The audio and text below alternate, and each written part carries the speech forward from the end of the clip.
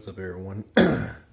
So I think for this video I'm going to try, hopefully not screw this up. This is I'm going to try to do a big filter mod for the PT Cruiser, and you can do this on your SRT-4 or PT Cruiser, doesn't matter.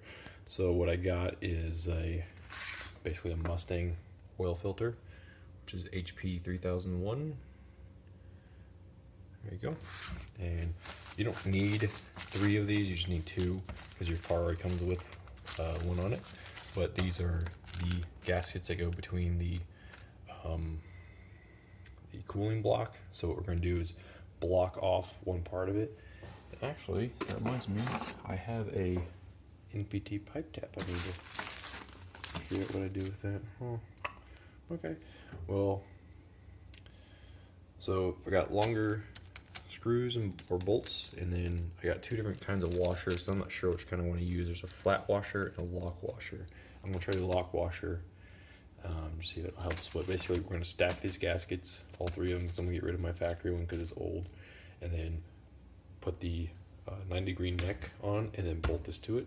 So this filter is like twice as big, better flow, and then I can remove the coolant lines, because if I'll show you if I can turn the light on.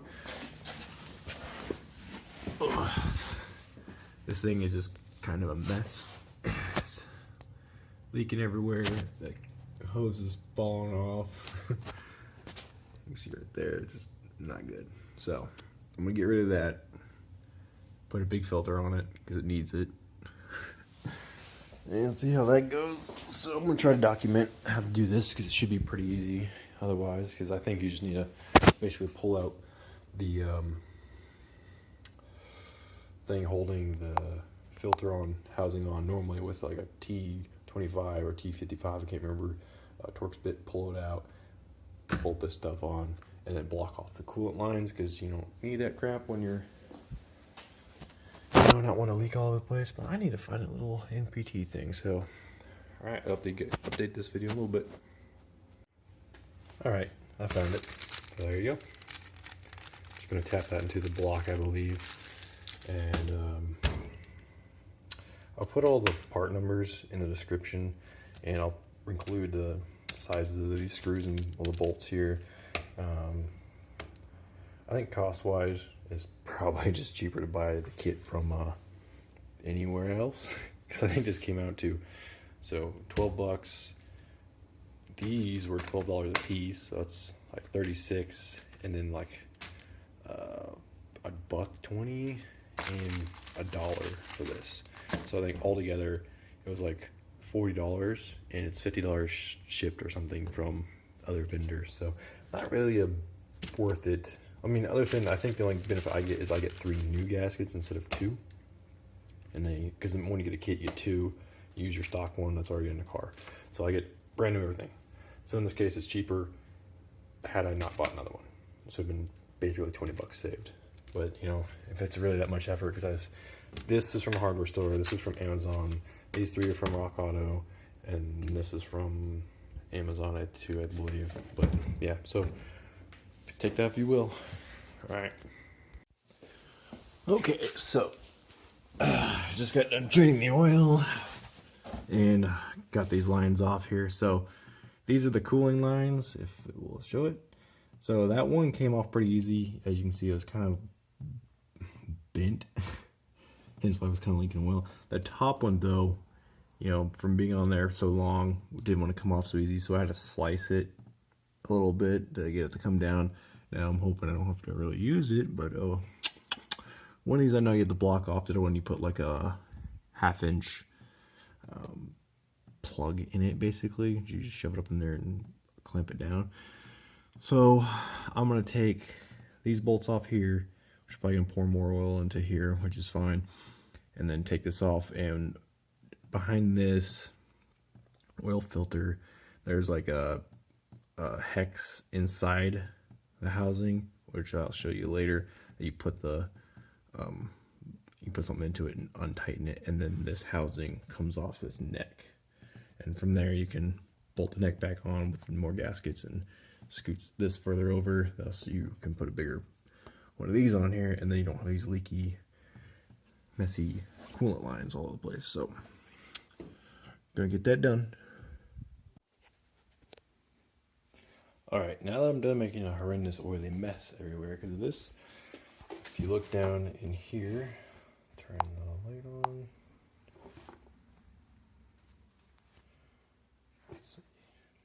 There's kind of a, you can barely see it. Come on, focus on it. Anyway, you can kind of see that there's like a bolt shape in there, right? So with that, you stick a socket down there, and you screw it, unscrew it, and it takes these apart.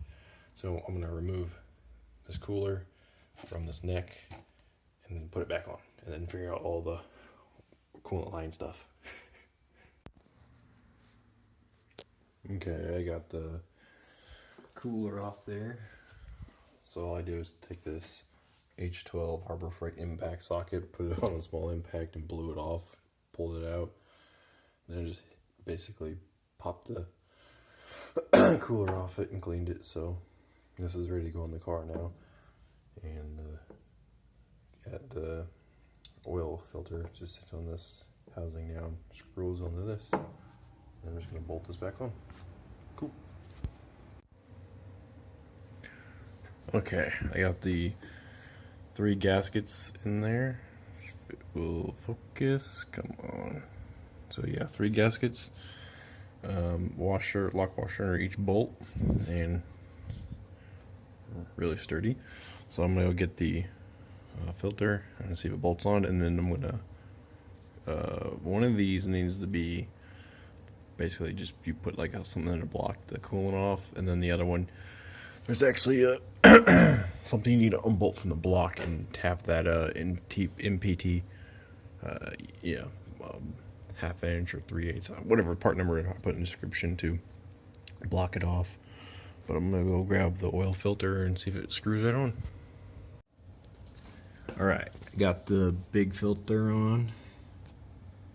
Now it's time to get rid of these lines here. So I believe this top one up here is the one that I need to go up towards the block and pull out the barb, which I will show you when I get that done. So back in a minute.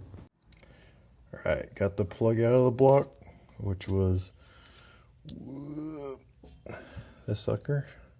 So this was bolted into the block like that, and that was a 24 is what I used, but it looked, basically 23 would have fit. And I had to use a crow's foot to take this off. So crow's foot on that, 19mm crow's foot, took that off.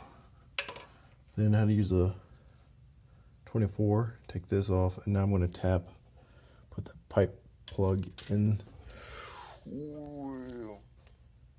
that hole right there. If it'll focus, not gonna happen. Anyway, that's what I'm gonna do. There we go. Got the pipe plug in there now. So now I gotta cap off the other line. Alright, so I'm gonna try this for now. Come on. This is terrible. Anyway, it's a 318 Dodge Magnum small header bolt wrapped in Teflon tape with a worm gear and the factory clamp. I'm going to zip tie this up for a little bit until I can get up there to the top one and basically take this entire thing off. So I got to find a place to zip tie this to, not the drive shaft. Maybe like that. I don't know. I'll figure it out. But anyway, we'll see if she runs.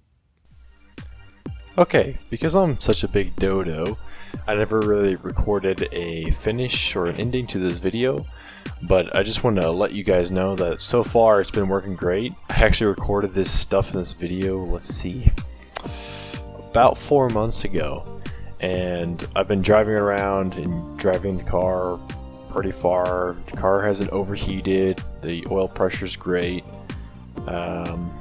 it all seems to be fine, and I actually misspoke in the video where I said that I plugged it with a header bolt.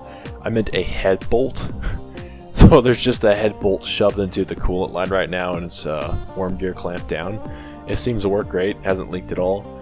But I would say that if you were to not get that third gasket and just get the 2 gaskets and merge them with your factory one, that go ahead and do it yourself. It's a lot cheaper. I mean, it's like 15-20 bucks. I mean, if you don't really care, then whatever. But if you want to spend 50 bucks on putting a bigger filter on it, then go ahead. But all in all, this is a good mod, pretty cheap to do. Hope I can make some more videos about the PT Cruiser and my SRT-4. So just subscribe and keep a lookout for my new videos, and hopefully I can start making a little bit more. Like I said, I don't make too many videos lately. Alright, see ya.